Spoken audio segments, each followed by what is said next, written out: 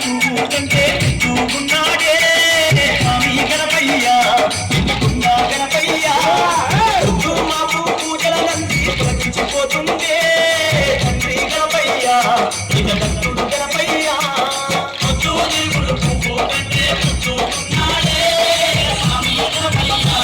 ఎన్నుకున్నా గణపయ్యా పొద్దు మాపు పూజల నంది తొలగించిపోతుండే తండ్రి గణపయ్యా ఇక భక్తుడు గణపయ్యా